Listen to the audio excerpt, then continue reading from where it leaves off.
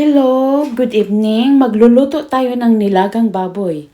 Ito yung onion at saka garlic, tomato, ginger at tanglad or lemongrass. Ito saboy, cabbage. Ito yung pork na joint pweh, leg joint pork. Ganon. Shoulder joint pork. 10 points para sa'yo. Ang galing mo. Sana all. Nakapreheat na ang ating kawali at ilunod na natin ang ating pork.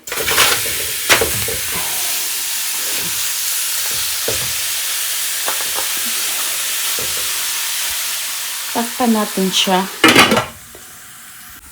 Check na natin.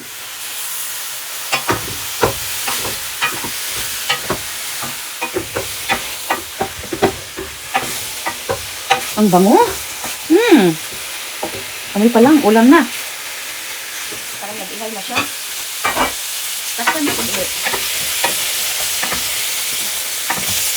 Nag-brown na yung puwet na. At kapag lumabas na yung mantika, at pwede na tayong mag-saute. Palabasin muna natin yung mantika niya. At nag-umpisa na siyang nag-oil. Ilapat natin yung taba doon sa kawali para siya ay mag-oil.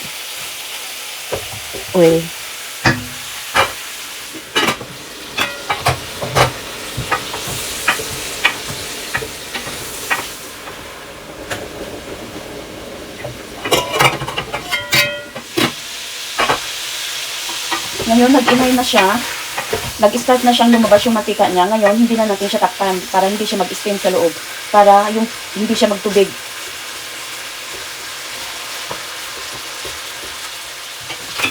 Lumabas na yung mantika niya. Pwede na tayong mag-saute. Pamantikain pa natin siya ng gusto. Pumuputok na. Para ng Happy New Year. Okay, mag-saute na tayo. Kasi galit na galit na.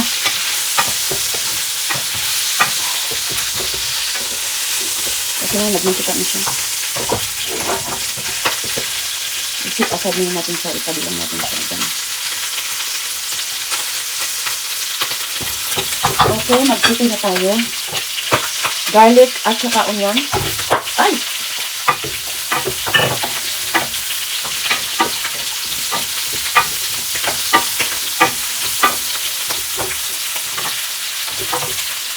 Natin.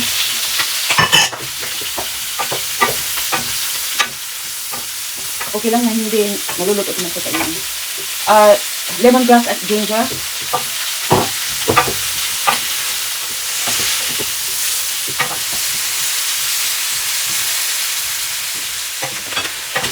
Magtitimpla na tayo. Okay. 2 teaspoon of salt. 1 teaspoon of kitchen, 1 teaspoon of black pepper, 1 teaspoon of super sarap all-in-one, 1 chicken cubes or pork cubes, and add boiled water.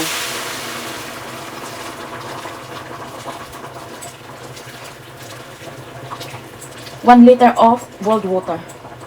1 kilong baboy.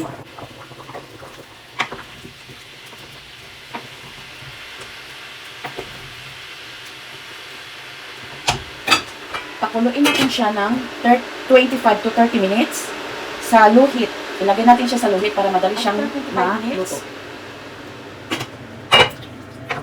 Oh, naluto na siya.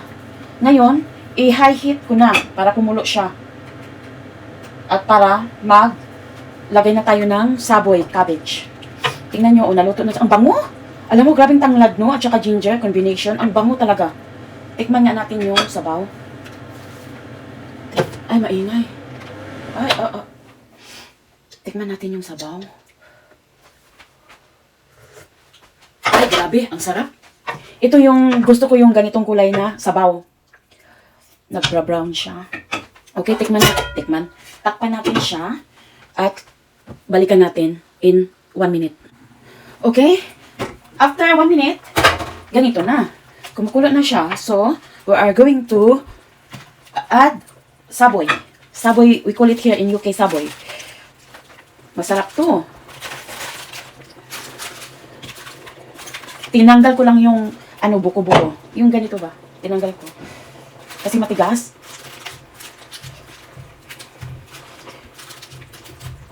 Ang lamig. Sarap humigop ng sabaw. Hindi naman sa akin to. Sa kulig ko to, Pinoy siya. Nagpaluto sa akin kasi nung nagbaon ako, tapos hindi ko nakain, tapos sabi ko, binigay ko sa kanya. Then sabi niya, ang sarap-sarap daw. Tapos araw-araw na niya ako tinatanong, gusto daw niya yung nilagang baboy. So ngayon, binigyan niya ako ng 10 pounds, tapos sabi niya, bilhan ko daw siya ng pork, tapos lulutuin ko daw. Kaya ito. Yan ang story ng nilaga kong baboy. Tingnan niyo, nasarapan siya. Okay, ngayon, nahalo ko na. Ngayon, papatayin ko na yung apoy at i-set aside ko na siya. Ngayon, nasa gilid na siya. Ngayon, hindi ko siya takpan kasi ayokong malata yung yung gulay. Ma-overcook ba ang gulay? Ayoko nang ma-overcook ang gulay. Gusto ko lang half-cook. I-transfer na natin siya sa malaking bowl. Okay? Transfer natin siya dito. Para lumamig at balutin ko ng plastic at ibigay ko sa kulit ko.